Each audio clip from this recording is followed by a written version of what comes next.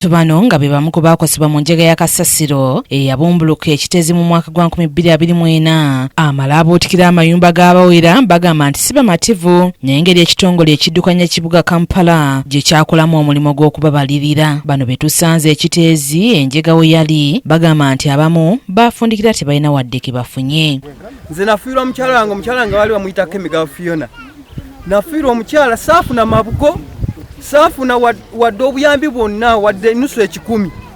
Naye nsaba Mr. President nga bwe twakulonze kubanga gwe oli muzadde waffe, nsaba onyambe nsobole nange abaana bange okubeerawo, nsobole okubanga nfuna business, nsobole okubanga nzizaawo kuba business yange yaggwerawo nze nali nkoleraawo. Naku nnyingi nnyo n'okunyola kungi oluvannyuma olw'okulaba nga nankulu w'ekibuga Kampala naddala mu buzeki ng'agamba nti yamaze okutusasula ng'akakasa abantu nti bwe yawadde Ssetero nti yataddeko miliyoni 5 mu baabuutikirwa.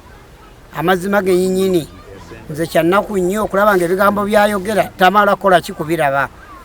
Sente abake CCA kyala buzeki ajati ne baziwutakutanya ne batuwaako mpoze balaba nga ze batuzebodde ze batubaliridde wazo zitutaasiimirako ddala.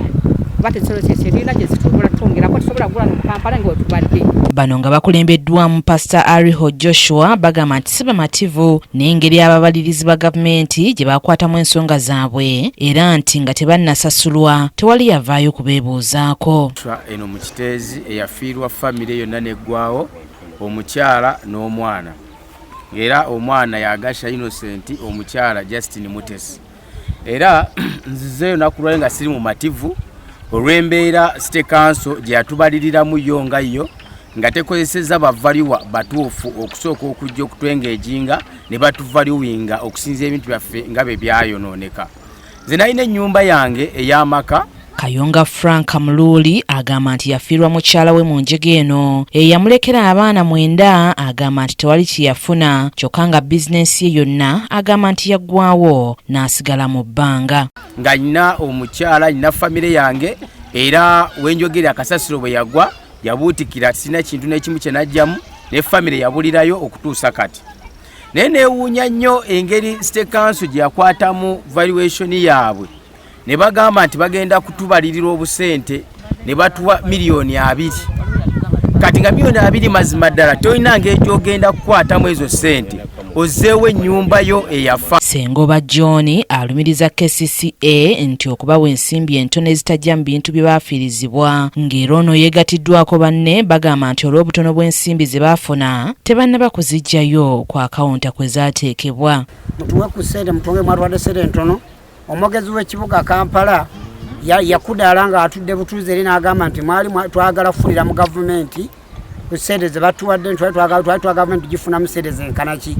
Naye nze miliyoni 24 ze banteera ku akawunti ne bagamba nti ssente ze bampadde miliyoni 24 zimanyikiddwa wonna nabubazi ze baateekako zisobola okuza amayumba gange emizigo egyali 6 nga giri mu kikomera nga giriko ne gate yazo nga ne toyi ya softiki zisobola okubizaawo. Kironde Muhammad nzomu kwabo abafiirwa abantu ne bwenjogera ebyengeyenge bijja baganda bange batuwa ssente zisinza na kumanya kubanga zibampa miliyoni 29.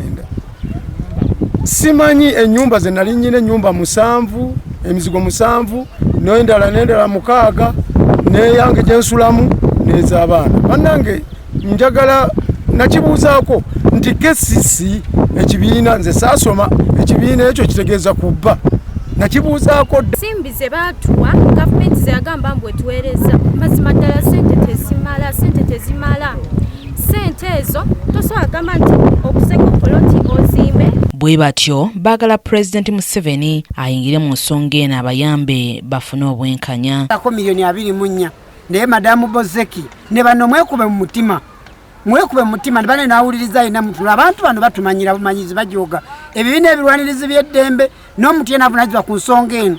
Owekitiibwa President w'eggwanga gwe twakamala okulonda omulonde essente mwabalirira bulungi mwe mwali mutubaze bulungi ne mutubalira ssente abakazi bano n'abasajja bakyusa ssente. Kisakye Tekla yakusakidde eggulire lino.